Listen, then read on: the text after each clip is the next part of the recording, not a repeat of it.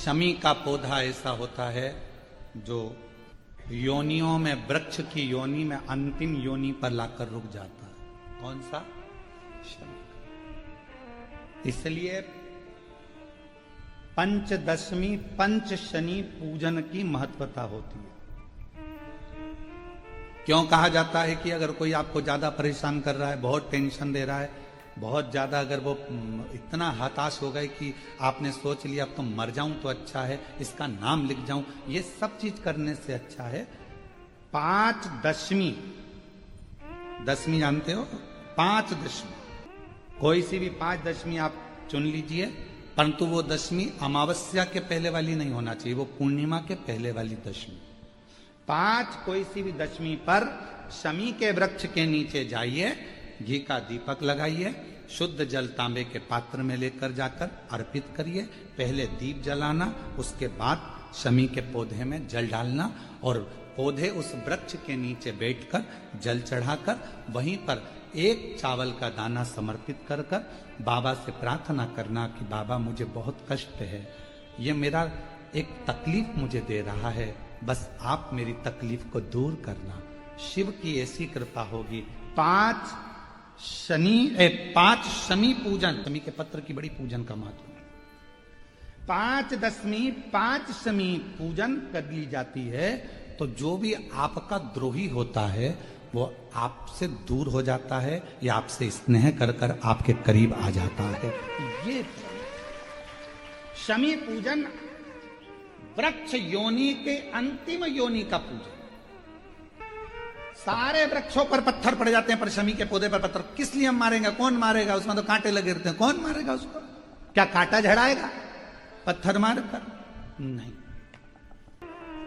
हम तो यहां तक कहेंगे कि शमी की आराधना साधना आपके द्रोहियों को, दुश्मनों को भी दूर कर देती।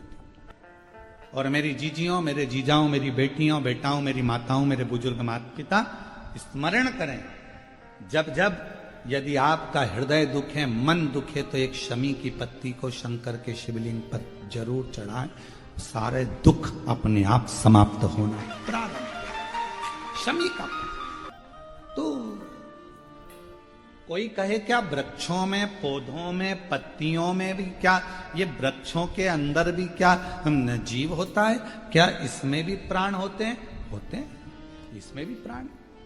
ये भी ऑक्सीजन लेना छोड़ना सब कार्य इनका चालू है, ये भी जीवित है। जल नहीं मिलेगा मर जाएंगे, जल गया समाप्त। क्रोध को, नरसिंह भगवान का जो क्रोध है, नरसिंह भगवान का जो गुस्सा है, क्रोध है, भगवान नरसिंह का जो क्रोध है उसको शांत किया है। शंकर भगवान कहते हैं कि यदि क्रोध नरसिंह भगवान को आ रहा है तो उसकी शांति मैं अकेला नहीं करूंगा, तुम सब मेरे साथ में मिलो और क्रोध शांत।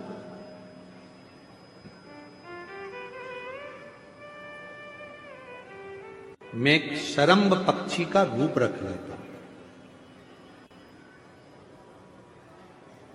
शरम्भ पक्षी मतलब मनुष्य जैसा शरीर है, शेर जैसा मुख है और पंख लगे हैं, वो शरम्भ पक्षी। और शरम्भ पक्षी का रूप रखकर मैं नरसिंह भगवान को क्रोध को शांत करूंगा, उनको पंजे में उठाकर अलखनंदा नदी में ले जाकर डालूंगा, जिससे उनका क्रोध शांत हो।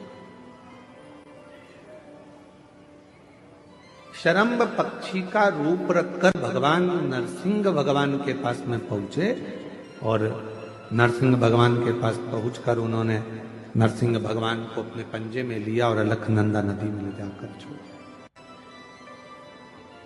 कभी बद्रिकाश्रम आप लोग जाएंगे दर्शन करने के लिए, तो जब अलखनंदा नदी के पुल पर चढ़ेंगे तो ताप्त कुंड के ठीक नीचे की ओर एक नरसिंह शिला, उसका दर्शन मात्र कर लेने से व्यक्ति के जीवन में क्रोध की शांति,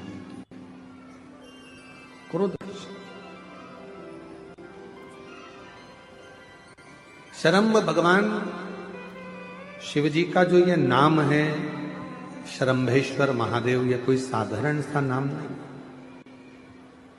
भगवान शंकर का ये जो नाम है ये क्रोध को शांत करता है। इसलिए जब जब अगर अपने भीतर अगर कहीं क्रोध उत्पन्न हो रहा है या अपने को लगता है कि अपन बहुत गुस्सा कर रहे हैं, एक बेलपत्र को अपने हाथ में रखकर शंभेश्वर महादेव का नाम लेकर अपने घर में जो शंकर का शिवलिंग है उसको यदि समर्पित कर देते हैं तो हमारा क्रोध उसी क्षण समाप्त हो जाता है, शांत हो जाता है। शंभेश्वर ध्यान देना इस कथा पर।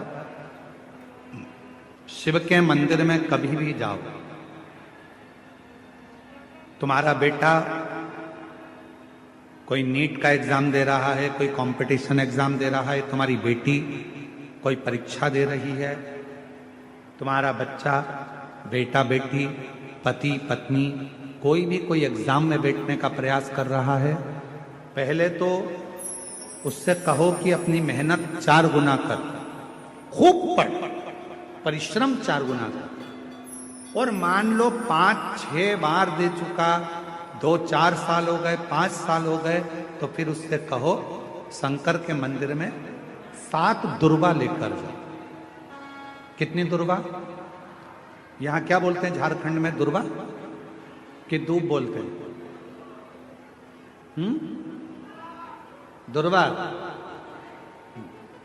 7 दुर्वा शिव के मंदिर में लेकर गए।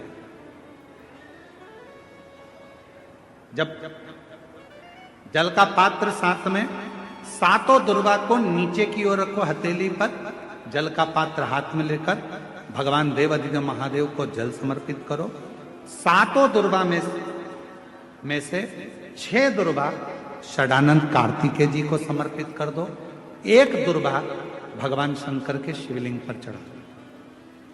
अपने हाथ की 3 उंगलियां शिवलिंग का स्पर्श करो और अपनी कामना कहकर, बाबा बहुत एग्जाम दे चुका हूं, बेटा बेटी ने बहुत परीक्षा दी है, हो नहीं रहा बाबा, अब आपके भरोसे है।